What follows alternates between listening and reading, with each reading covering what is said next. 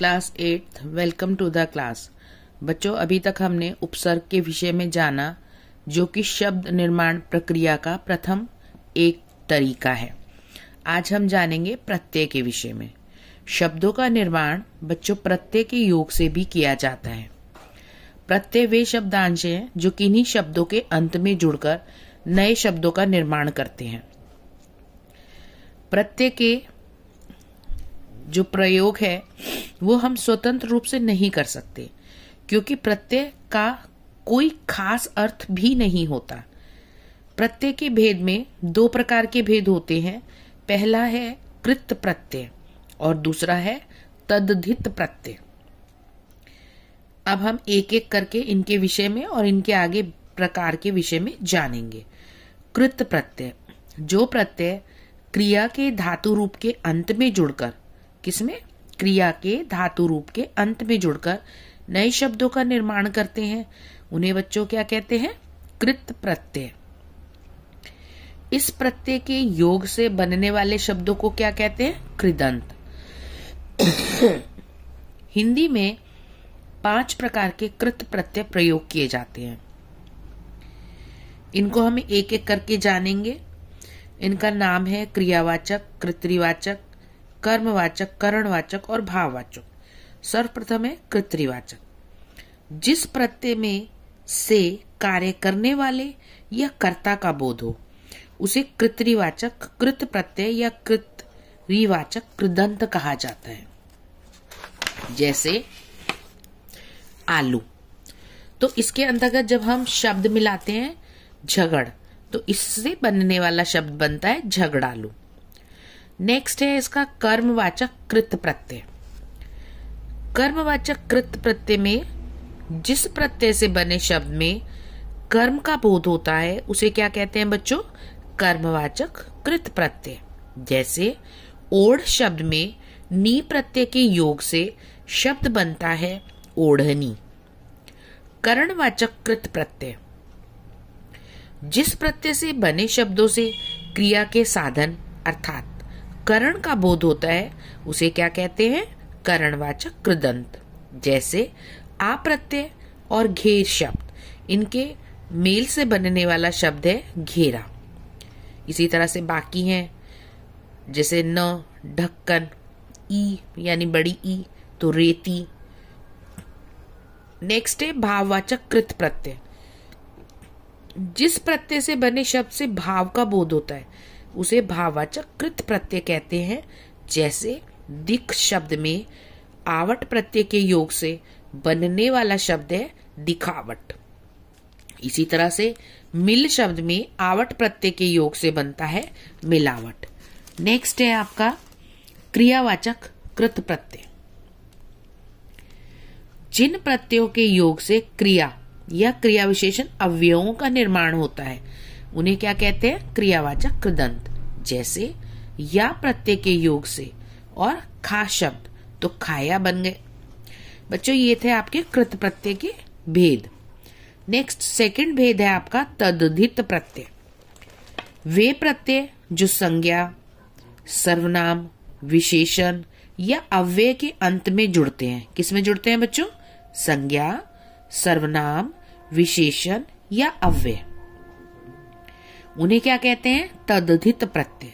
इसके भी अनेक भेद हैं। भाववाचक, कृत्रिवाचक, संबंधवाचक, लघुतावाचक, स्थानवाचक, स्त्रीलिंग, बहुवचन, क्रमवाचक, विशेषण आदि। आइए अब एक एक करके इनके विषय में जानते हैं।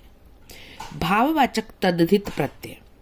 जिन तद्धित प्रत्ययों के योग से भाववाचक संज्ञाओं का निर्माण होता है उन्हें क्या कहते हैं बच्चों? भाववाचक तद्धित प्रत्यय। जैसे आपा, ये है हमारा प्रत्यय है ना, और शब्द है इसमें बूढ़ा, तो बूढ़ा और आपा शब्द के मेल से जो निर्मित भाववाचक संज्ञा है वो है बुढ़ापा। इसी तरह से अन्य शब्द बनते हैं। नेक्स्ट है कृत्रिवाचक तद्धित प्रत्यय। जिन तद्धित प्रत्ययों के योग से किसी कार्य करने का बोध होता है उन्हें कृत्रिवाचक तद्धित प्रत्यय कहते हैं। जैसे हारा तो पनिहारा, लक्कड़हारा आदि। संबंधवाचक तद्धित प्रत्यय, जिन तद्धित प्रत्ययों से किसी संबंधवाचक शब्द का निर्माण होता है उन्हें संबंधवाचक तद्धित प्रत्यय कहते हैं। जैसे एरा प्रत्यय और मामा शब्द, इससे मिलने वाला शब्द बनता है ममेरा। लघुतावाचक यानी छोटा, जिन तद्धित प्रत्ययों से लघुतावाचक शब्दों का निर्माण होता है उन्हें लघुतावाचक तद्धित प्रत्यय कहते हैं। जैसे री प्रत्यय को जब हम छाता शब्द में लगाते हैं तो यह बन जाता है छतरी। विशेषण बनाने वाले तद्धित प्रत्यय, जिन तद्धित प्रत्ययों के योग से विशेषण शब्द बनते हैं उन्हें गुणवाचक तद्धित प्रत्यय या विशेषणात्मक तद्धित प्रत्यय कहते हैं। जैसे इत, और इसके अंदर शब्द है निंदा, तो शब्द जो निर्मित हो रहा है वो है निंदित।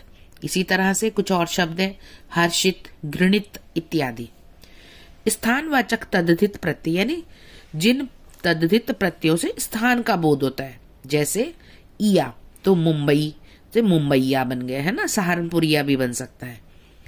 नेक्स्ट है स्त्रीलिंग बनाने वाले शब्द, यानी जिन प्रत्ययों के योग से शब्द स्त्रीलिंग का बोध देने लगे। जैसे इया प्रत्यय, तो चूहा और चूहिया। बहुवचन बनाने वाले तद्धित प्रत्यय, कुछ प्रत्यय इस प्रकार के होते हैं जिनसे शब्द एक वचन से बहुवचन में चला जाता है। जैसे या, तो बेटी बेटियां, है ना। फिर है क्रमवाचक, जैसे सरा प्रत्यय है तो दो में जब योग होगा इसका तो यह शब्द बनेगा दूसरा, ठीक है। तीन में योग होगा तो तीसरा। इसके अलावा बच्चों एक ये भी होता है कि कभी कभी किसी शब्द में एक प्रत्यय के स्थान पर, मतलब एक प्रत्यय की बजाय दो दो प्रत्ययों का भी प्रयोग होता है। जैसे कुछ उदाहरण आपके सामने हैं। जैसे नीति प्लस इक प्लस ता, तो ये शब्द निर्मित हुआ नैतिकता। इसमें हमारे दो प्रत्यय आ गए। ईमानदारी, ईमान प्लस दार प्लस बड़ी ई, है ना, तो ये शब्द बना ईमानदारी। इसी तरह से कुछ शब्द ऐसे भी होते हैं जहां उपसर्ग भी होता है और प्रत्यय भी होता है ना। जैसे अपमानित, अप उपसर्ग दिया गया है, मान मूल शब्द है और इत प्रत्यय है। इसी तरह से स्वतंत्रता, तो स्व उपसर्ग है, तंत्र मूल शब्द है और ता प्रत्यय है। और इस प्रकार से उपसर्ग एवं प्रत्यय युक्त ये शब्द आपने पढ़े। इसी तरह से अनेक और शब्द होते हैं। बच्चों ये सब कुछ हम ऑलरेडी क्लास में पढ़ चुके हैं, आपको रिवीजन के तौर पर ये कराया गया है। इसका जो अंदर उदाहरण दिए गए हैं पाठ के अंदर, उन सबको आप ठीक से याद करेंगे। मिलते हैं आपसे नेक्स्ट वीडियो में। Till then good bye.